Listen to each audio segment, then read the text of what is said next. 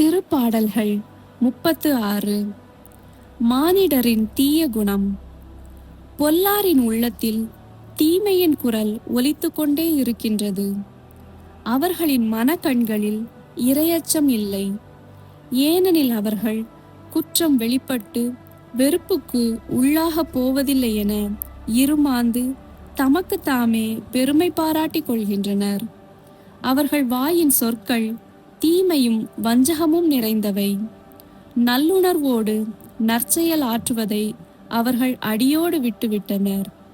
படுக்கையில் கிடக்கையில் அவர்கள் சதித்திட்டங்களை தீட்டுகின்றனர். தகாத வழியை உறுதியாக பற்றி கொள்கின்றனர். தீமையை புறம்பே தள்ளுவதில்லை. கடவுளின் கருணை.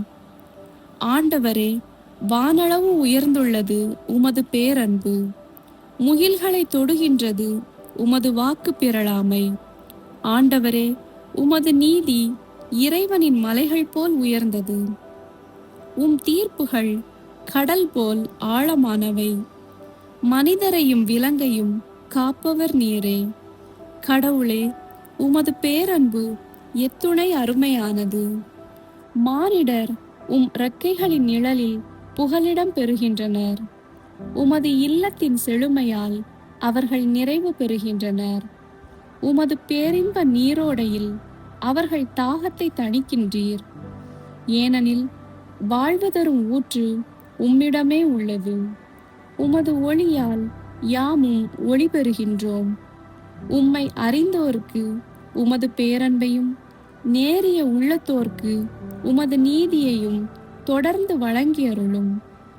செருக்குற்றோரின் கால் என்னை நசுக்க விடாதேயும். பொல்லாரின் கை என்னை பிடிக்க விடாதேயும். தீங்கிழைப்போர் அதோ அங்கே குப்புற வீழ்ந்து கிடக்கின்றனர். அவர்கள் நசுக்கப்பட்டனர். அவர்களால் எழவே இயலாது.